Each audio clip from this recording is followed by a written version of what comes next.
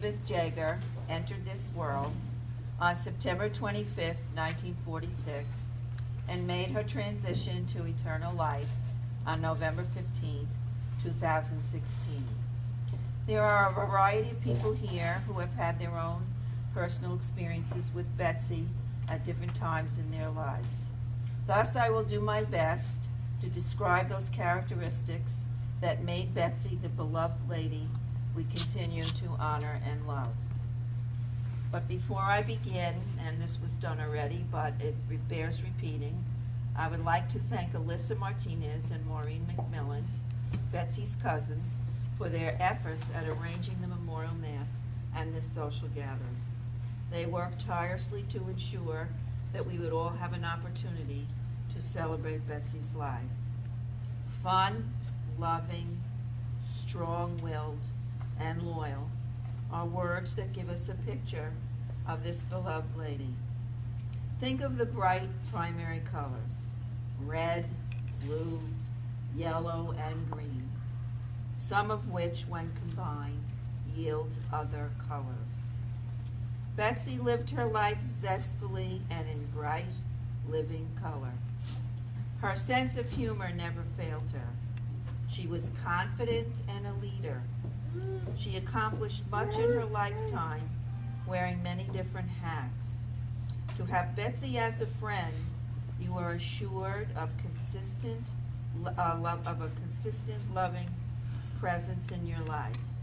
She picked gifts for friends and relatives that were both thoughtful and meaningful. Bettsi was her own woman who lived life on her own terms. It was through the power of loving and sustained relationships that she found her purpose in life. She never lost touch with family and friends in Amityville. During her time in Connecticut, she made enduring friendships and relished the time she spent with the children of these friends, and was even godmother to some of them. The last 7 years have been difficult, to say the least. Despite challenges related to her health, Bettsi remained upbeat. Yes, there were days when she was downhearted, but didn't allow them to overtake her. She loved to have people visit and made sure that the table was set perfectly and the food served likewise. One of her favorite sayings was, "Presentation is everything." Having had her own catering business known as Bettsi's Kitchen, she knew the importance of making a good impression. Commitment to people and goals, combined with Bettsi's sense of observation, a keen sense, and sense of humor, made her a force to be reckoned with. Which brings me to her efforts to continue the mission of the Sisters of Mercy at College Misericordia.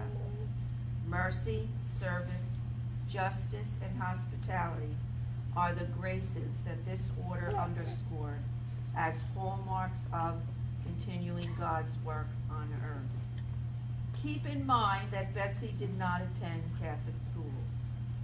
So in the fall of 1964, when she arrived at this small women's college on a hill in Dallas, Pennsylvania, she was surprised and taken aback by the series of rules that the nuns insisted on their students observing.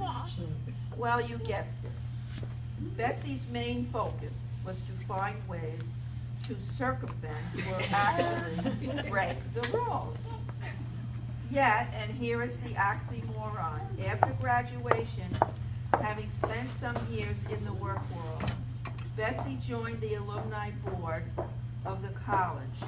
She worked zealously to raise funds for the school and eventually became the alumni board president. She also worked diligently to implement changes that would contribute to the continued growth of the school. It was through Bettsi's efforts to keep the class of 1968 connected that our class historically has been cited for outstanding efforts in fundraising. Moreover, many of the relationships formed during these 4 years remain strong after all these years. It is an understatement to say that Bettsi is and will be sorely missed.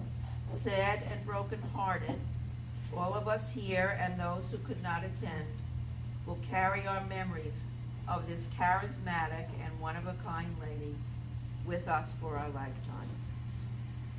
In closing, those of us that graduated from College Misericordia have a unique college ring with a blue stone.